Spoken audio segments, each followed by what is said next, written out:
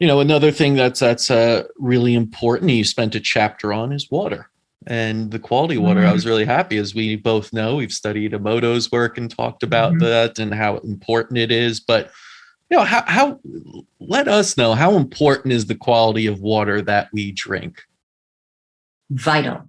Yeah. I mean, we are 99% water by number of molecules. Mm. We're 60% water by weight, but 99 by number of molecules. And a lot of people, it's just people dispute that, but it actually is true. And it's because our other types of molecules are so much larger, like our amino acids, our essential fatty acids, vitamins, minerals, et cetera. They're very large molecules, our DNA. But water is so tiny, it just literally interpolates in between all the crevices of these molecules and wraps around them. And, we've got spiraling arrays of water around our spiraling DNA. And, we're learning so much about how water orchestrates even which genes are being expressed at any given time. And water provides, it organizes within our cells and along our blood vessel wall and in our intracellular organelles, and actually supplies energy when it's in its organized, structured state to fuel a lot of chemical reactions or to fuel the unfurling of a protein so that it can become active and do its job. And the water is responsible for that. And I just ended up interviewing one of my favorite biophysicists a couple of weeks ago, William Brown, over at Taurus Tech. And we were talking about how water is really, driving mitochondrial energy production. And it is the interface between the unified field and this kind of unlimited energy in the unified field and our body's energy and our ability to produce energy within the body. And it literally is this interface for so many things. And I think that when we're drinking enough pure, structured water, where our bodies can function more as a unified entity and like a liquid crystal. And that's really how we were designed to function. And it amplifies the energy and information in the field at large that we are a part of. Yeah, let's go into that a little bit more, because that idea of structured water, because so many people nowadays, I mean, I don't know if you're like me and still cringe at people that, ask for tap water at the table, but, at least some people are now moving into the purified water and just filtered water. But then there's this idea that this water needs to be structured properly. A lot of times, even through purification, it's unstructured and mineralized, so many things that you wrote about. How do you explain? Because it's not an easy topic to tell someone about structured water if they've never read Emoto's work or really gone into it and just see water as water. It is H2O, right? What's the big deal here about telling me to structure it somehow? So how do you tell patients about structure? How do you explain that? Well, there's so many different ways that water gets structured, but instead of the way that it's primarily structured in the body, it actually assumes a different chemical configuration altogether. It becomes, instead of H2O, it becomes H3O2. And this situation kind of sets up a charge separation. So it pushes out the protons from the structured zone, and then the structured zone has a net negative charge.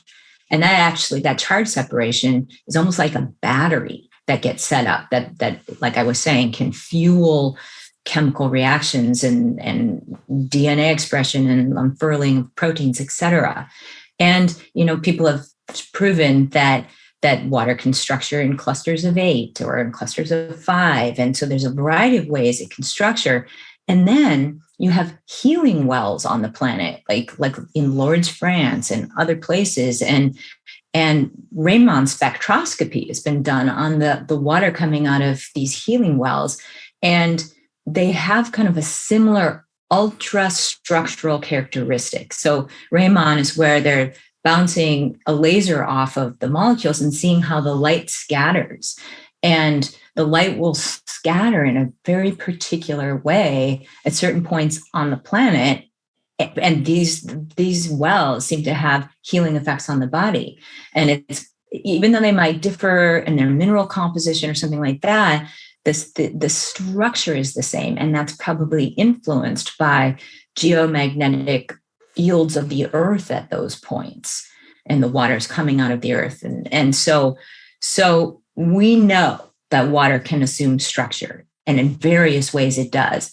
And it requires energy to structure water. So whether the water is absorbing kinetic energy from its movement as it's eddying around rocks and, in a stream, or whether it's absorbing energy from the sun or infrared energy from the planet, that energy is required for the water to assume structure.